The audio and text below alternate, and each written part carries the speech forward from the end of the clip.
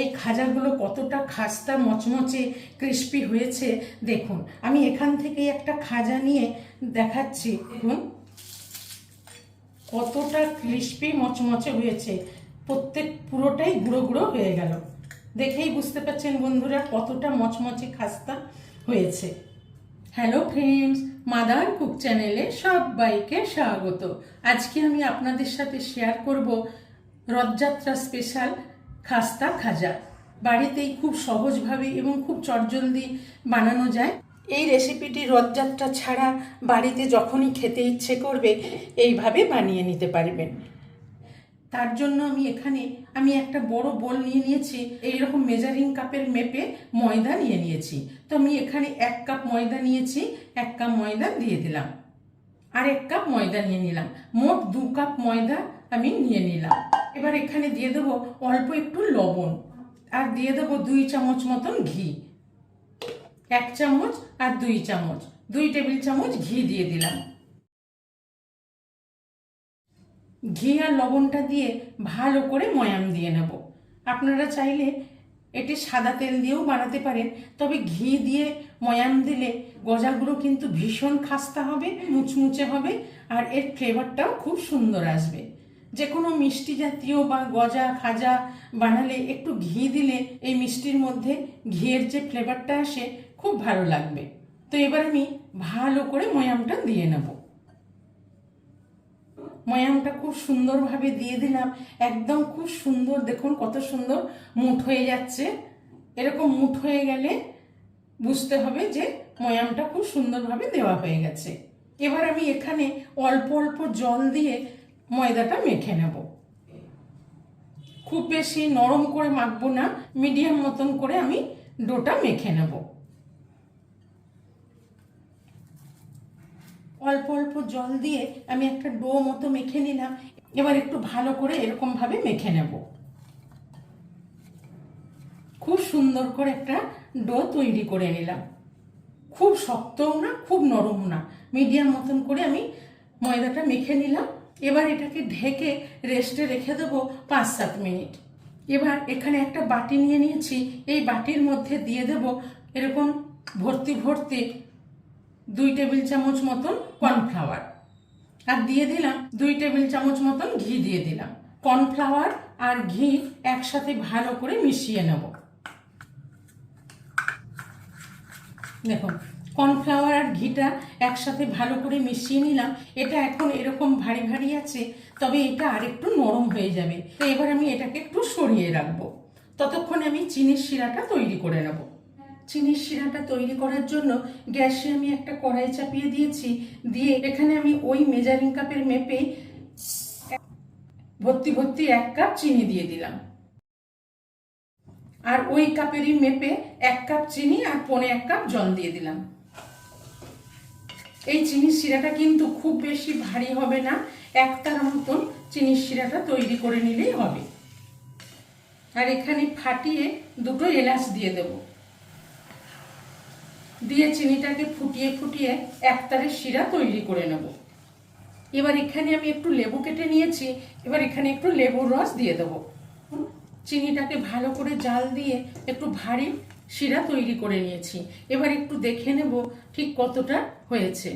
দেখুন একটা তার মতন তৈরি হচ্ছে। দেখুন এই দেখুন একটার মতন তৈরি হয়ে গেছে। এবারে আমি গ্যাসের ফ্লেমটা অফ করে দিলাম। খুব সুন্দর চিনির শিরা তৈরি হয়ে গেছে।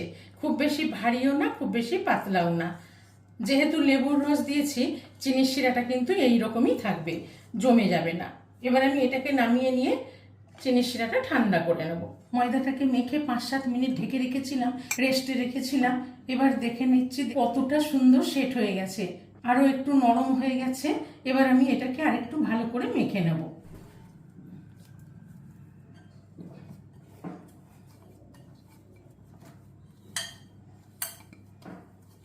ভালো করে মেখে নিয়ে একটা খুব সুন্দর ডো তৈরি হয়ে গেল। এবার এখান থেকে কিছুটা করে নিয়ে এরকম করে আমি কয়েকটা লেচি কেটে নেব। এখানে 5টা মতো লেচি হয়েছে, থেকে একটা নিয়ে নিলাম, নিয়ে বাকিগুলো ঢেকে রাখলাম। এবার এখানে আমি চাকি বেলনিতে একটা লেচি নিয়ে নিয়েছি। আমি এখানে কর্নফ্লাওয়ার দিয়ে দেবো। কর্নফ্লাওয়ার দিয়ে আমি রুটির মতন করে লেচিগুলো বেলে নেব।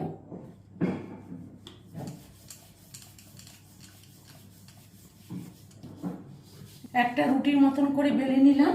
এবার আমি এটাকে উঠিয়ে নেব। আবারও একটা লেচি নিয়ে নিলাম, নিয়ে অল্প একটু কর্নফ্লাওয়ার গুলিয়ে নিয়েছি, নিয়ে আবার ওই একইভাবে বেলে নেব। আবার একটা খুব সুন্দর করে বেলে নিলাম। এবার এটাকেও উঠিয়ে নেব। এইভাবে প্রত্যেকটা রুটি বেলে নেব। লাস্টের লেচিটাও ভালো করে বেলে নিলাম একটা রুটির মতন করে বড় করে। এবার দেখুন এখানে যে আমি কর্নফ্লাওয়ার আর ঘি দিয়ে মিশিয়ে রেখেছিলাম, ঘিটা গলে দেখুন কতটা পাতলা হয়ে গেছে। এবার আমি এখানে 1 চামচ নিয়ে ভালো করে পুরো রুটিটার মধ্যে বুলিয়ে নেব।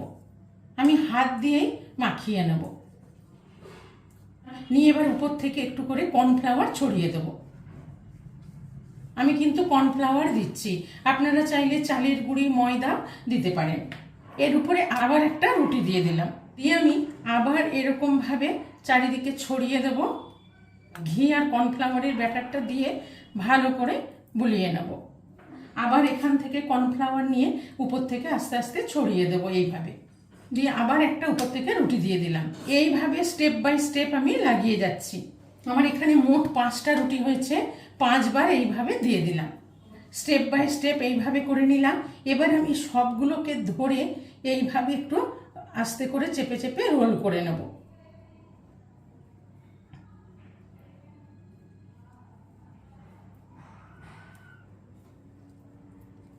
পুরোটাই রোল করে নিলাম, নিয়ে এইভাবে একটু হাত দিয়ে এরকম করে গোল করে নেব। চাকিটা ছোট হচ্ছে, সেই জন্য আমি একটু বড় জায়গাতে ট্রান্সফার করে নেব। আমি একটা চপিং বোর্ডের মধ্যে ট্রান্সফার করে নিলাম, নিয়ে এইভাবে গোল করে নেব। খুব সুন্দর আমি এবারে গোল করে নিয়েছি। এবার আমি 2 সাইড থেকে হালকা করে একটু করে কেটে বাদ দিয়ে দেবো সমান করার জন্য, খুব সামান্য। এবার আমি এই ছুরি দিয়ে আস্তে আস্তে করে এরকম সাইজ করে কেটে নেব। দেখুন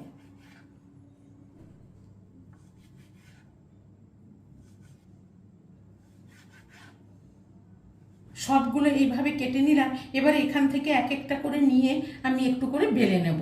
তার জন্য এখানে একটা চাকি বেলনি নিয়ে নিয়েছি, নিয়ে একটা করে লেচি নিয়ে নিলাম। আপনারা এরকম হাত দিয়েও করে নিতে পারেন, তবে আমি একটু চাকি বেলনি দিয়ে আস্তে করে বেলে নেব। দেখুন এইভাবে আমি প্রত্যেকটা খাজা বেলে নিচ্ছি। আবার একটা নিয়ে আস্তে করে বেলে নেব। দেখুন প্রত্যেকটা খাজা আমি এইভাবে বেলে তৈরি করে নিলাম। এবার এগুলোকে ভেজে নেব। খাজাগুলো ভাজার জন্য গ্যাসে একটা কড়াই চাপিয়ে বেশ খানিকটা রিফাইন্ড অয়েল দিয়ে দিয়েছি। তেলটা ভালো মতন গরম হয়ে গেছে। এবার এখানে আস্তে আস্তে খাজাগুলো ছেড়ে দেব। খাজাগুলো দিয়ে এইভাবে একটুখানি তেল ছড়াতে থাকবো, তাহলে খাজাগুলো খুব ভালোভাবে ফুলে আসবে। এখানে একটা খাজা দিয়ে দিলাম, দিয়ে এইভাবে আস্তে আস্তে তেল ছিটিয়ে ছিটিয়ে ভালো করে খাজাগুলোকে ভেজে নেব।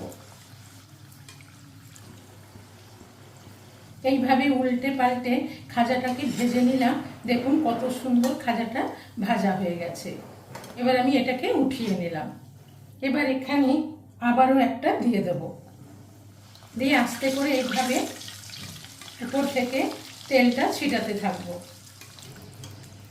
এইভাবে ভেজে নিচ্ছি। আবারও একটা দিয়ে দেব, দিয়ে আস্তে আস্তে গ্যাসের ফ্লেমটা লো করে রেখে আগেরটার মতনই করে ভেজে নেব।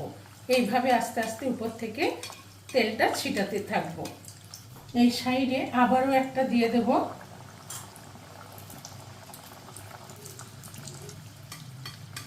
আমি এই সাইড দিয়ে আবারও একটা দিয়ে দেব। এইরকম তেল ছিটিয়ে ছিটিয়ে সবগুলোকে ভেজে নেব। এই দুটোকেও ব্রাউন করে ভেজে নিলাম। কতটা খাঁজ খাঁজ হয়েছে দেখেই বুঝতে পারছেন, কতটা ফুলেছে। এগুলোকে উঠিয়ে নিলাম। কতটা খাঁজ খাঁজ মতন হয়ে গেছে, দেখুন কতটা খাঁজ খাঁজ হয়েছে। এটাও ভেজে নিলাম। এবার এটাও উঠিয়ে নিচ্ছি। এবার এখানে আবারও একটা দিয়ে দেবো। এইভাবে আমি তেল ছিটিয়ে ছিটিয়ে লো টু মিডিয়াম ফ্লেমে রেখে প্রত্যেকটা খাজা ভেজে নেব। দেখুন বন্ধুরা, সব কটা খাজা ভেজে নিয়েছি, কত সুন্দর ভাজা হয়েছে, প্রত্যেকটা লেয়ার বোঝা যাচ্ছে। দেখুন কত সুন্দর খাস্তা মচমচে করে, খুব সুন্দর করে সব কটা ভেজে নিলাম। এবার এগুলোকে আমি রসে ডুবিয়ে নেব। এবারে রসটা যে করে রেখেছিলাম, এবার ঢাকাটা খুলে দেখে নিলাম, লেবুর রসটা দেওয়ার ফলে শিরাটা একই রকম আছে, জমে যায়নি। এবার আমি এক একটা করে খাজা নিয়ে এর মধ্যে ডুবিয়ে নেব। এবার আমি এইভাবে একটা করে খাজা এর মধ্যে দিয়ে ডুবিয়ে নেব। এপিট করে ডুবিয়ে নিয়ে এবার আমি প্রথমে যে খাজাটা দিয়েছিলাম আস্তে করে উঠিয়ে নিলাম, নিয়ে এরকম একটা প্লেটের মধ্যে নিয়ে নেব। আর এগুলোকেও একটু রসটার মধ্যে এপিট করে ডুবিয়ে নেব, লেয়ারে লেয়ারে রসটা ঢুকে যাবে। এবারে এইগুলোকেও আমি উঠিয়ে নেব, রসটাকে এইভাবে ঝরিয়ে নিয়ে আস্তে আস্তে উঠিয়ে নিচ্ছি। দেখুন, দেখেই বুঝতে পাচ্ছেন কতটা সুন্দর হয়েছে। এইভাবে প্রত্যেকটা খাজা আমি এই চিনির শিরার মধ্যে দিয়ে ডুবিয়ে নেব, এপিট করে নেব। এইভাবে ডুবিয়ে ডুবিয়ে প্রত্যেকটা খাজা উঠিয়ে নিচ্ছি। চিনির শিরাটা কিন্তু ঠান্ডা হবার পরই দেবেন, না হলে গরম অবস্থায় দিলে পুরো খাজাগুলো নেতিয়ে যাবে, নরম হয়ে যাবে। দেখুন বন্ধুরা, দেখেই বুঝতে পাচ্ছেন কতটা সুন্দর খাজাগুলো তৈরি হয়ে গেল। একটা লেয়ার খুব সুন্দর করে বোঝা যাচ্ছে। খুব সুন্দর রথযাত্রার স্পেশাল খাজা তৈরি করে নিলাম। রসটা ভেতরে ঢুকে যাওয়া পর্যন্ত আমি রেখে দেখাচ্ছি কতটা মচমচে খাস্তা হয়েছে। দেখুন কতটা ক্রিস্পি মচমচে হয়েছে, প্রত্যেক পুরোটাই গুঁড়ো গুঁড়ো হয়ে গেল। এইভাবে খাজা রেসিপিটি ভালো লেগে থাকলে মাদার কুক চ্যানেলটিকে লাইক, শেয়ার এবং সাবস্ক্রাইব করার অনুরোধ রইল। চিনির শিরায় ডুবিয়ে নিলাম, একদম রসালো খাস্তা খাজা তৈরি হয়ে গেছে। কতটা খাস্তা হয়েছে দেখুন, কতটা রসালো খাস্তা গজা তৈরি হয়ে গেল। এরকম লেয়ার বানা মুচমুচে রসালো খাস্তা গজা এইভাবে বাড়িতে তৈরি করে ফেলুন।